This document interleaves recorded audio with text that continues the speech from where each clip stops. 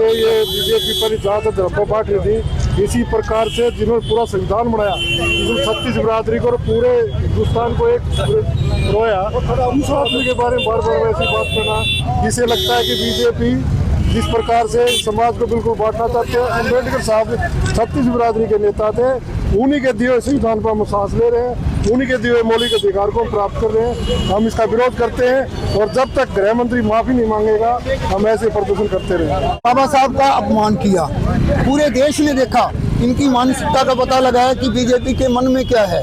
BJP पहले तो आपस में भिड़ा रखे, जातिवाद में आ गई, भाई को भाई से भिड़ा दिया, कहीं जाट नॉन जाट, कहीं हिंदू मुस्लिम, इनने 10 साल में यही काम किया है। और आज इनकी मानसिकता का पता लगा है।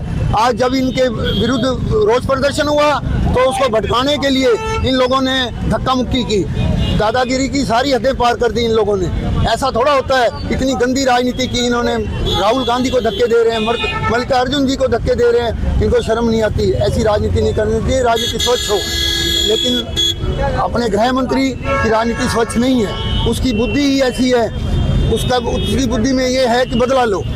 मैं सभी से अनुरोध करूंगा, राष्ट्रपति से अनुरोध करूंगा, इस गृह मंत्री को तुरंत बर्खास्त करें। नागरिक, भिवानी शहर के प्रबुद्ध नागरिक, कांग्रेस पार्टी, कम्युनिस्ट पार्टी के लोग, मार्क्सवादी कम्युनिस्ट पार्टी के लोग यहाँ आए हैं। महिला शक्ति भी हमारे साथ है। हम जो जिस तरह का बाबा साहब अम्बेडकर का केंद्रीय गृह मंत्री ने पार्लियामेंट में बोलते हुए अनादर किया, अपमान किया है और एक जो भाषा इस्तेमाल की है वो बहुत ऑब्जेक्शनेबल भाषा है। और ये उनके मन में जो है इस संविधान के प्रति, बाबा साहब के प्रति, वो उन्होंने झलका दिया पार्लियामेंट में, और वो पार्लियामेंट को चलने नहीं दे रहे, अडानी को बचाना चाहते हैं। और ये जो कल की घटना है, ये केंद्रीय गृह मंत्री ने जो अपमान किया बाबा साहब का और संविधान का, उससे ध्यान बटाने के लिए सारी करतूत ये की गई है।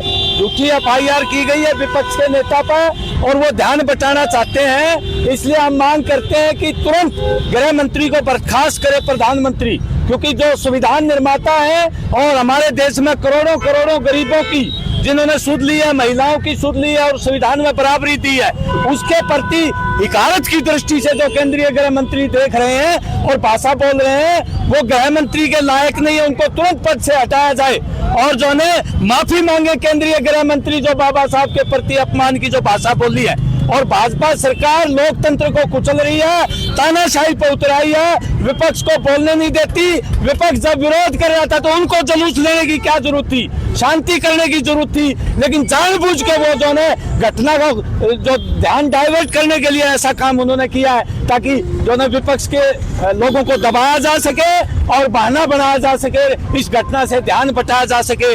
इसलिए हम लगातार केंद्रीय गृह मंत्री का जब तक वो इस्तीफा नहीं देते थे, माफी नहीं मांग देते, तब तक हम ये विरोध जारी रखेंगे और देश में इंडिया गठबंधन इस तानाशाही को कामयाब नहीं होने देगा, ये बताना चाहते हैं। के गृह मंत्री के द्वारा जो बाबा साहब डॉक्टर भीमराव अंबेडकर जी के प्रति जो अपमानजनक टिप्पणी की है, उसमें हमारी पार्टी, कांग्रेस पार्टी और पूरा NDA, जो हमारा इंडिया का जो गठबंधन है, पूरे के पूरे ने उनकी पूरा का पूरा उनका विरोध किया है। और उसी के सिलसिले में आज भिवानी में हमारे सभी साथियों, कामरेड साहब और हमारे जितने भी कांग्रेस के अग्रणी संगठन है, सब साथियों ने आज अमित शाह का पुतला फूंका है।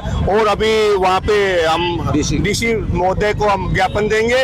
और 2 प्रमुख मांगे हमारी है कि अमित शाह को अपने पद से इस्तीफा देना चाहिए और सार्वजनिक रूप से देश की जनता से माफी मांगनी चाहिए। बिल्कुल आप बिल्कुल सही कह रहे हैं कि कल हमारे राष्ट्रीय अध्यक्ष आदरणीय मल्लिकार्जुन खड़गे जी, जिनकी उम्र 82 साल है, और आप सब जानते हैं मीडिया के साथी कि उन्होंने अपने दोनों घुटनों का भी ऑपरेशन करा रखा है, उनको धक्का मार के बीजेपी के सांसदों द्वारा गिराया गया, कितनी निंदनीय बात है। और बदतमीजी की गई हमारे राष्ट्रीय अध्यक्ष के साथ और वापसी हमारे को, क्योंकि कोर्ट भी इनका, जज भी इनके, पुलिस भी इनकी, वकील भी इनके। ये तो कहते हैं जी, हरियाणा में कहावत है कि लाठी भी इनकी और भैंस भी इनकी, मतलब यही सब कुछ यही करते हैं। कांग्रेस पार्टी के एक भी सांसद के द्वारा, हालांकि राहुल गांधी जी और पूरी की पूरी हमारी टीम के द्वारा जितने भी किसी के साथ ही शुरुआत वहाँ पे जो भी करी, वो बीजेपी के सांसदों ने हमारे आदरणीय खड़गे जी को धक्का मार के की गई। कल की घटना है और कल से और आज तक पार्लियामेंट के सारे सीसीटीवी कैमरे को खंगाला गया है बीजेपी की तरफ से। उसमें कहीं पे उस सांसद का एक बयान आया है कि राहुल जी आगे खड़े थे और पीछे से धक्का आया था कि उस धक्के से वो गिरे थे, ना कि राहुल जी ने उनको कोई धक्का नहीं मारा। प्रदर्शन है जो गृह मंत्री जी ने जो बयान दिया है ना, उसके विरोध में हमारा प्रदर्शन था। कांग्रेस पार्टी और कांग्रेस पार्टी का इकट्ठा था ये हमारा। भाई आप एक चीज देखोगे, जो मान लिया सांसद आईसीयू में भर्ती है, आईसीयू में उसी को भर्ती किया जाता है जो बेहोश हो जाता है, कोमा में चला जाता है या उसकी हालत ऐसी नहीं होती, वो बयान भी देश के। और आपने देखा उसकी वीडियो आई है, उसने कहा कि भी मेरे को राहुल गांधी ने धक्का नहीं मारे, भी पीछे से धक्का आया था। अरे जो आदमी फंड करके उसके अंदर आईसीयू में पड़ा है और इनकी प्लानिंग के तहत इन्होंने ये ऐसा किया कि विपक्ष का जो लीडर है उसको हम किसी भी तरह नीचा दिखाए और इसको कांग्रेस को कमजोर किया जाए, इस प्लान के तहत इन्होंने काम किया।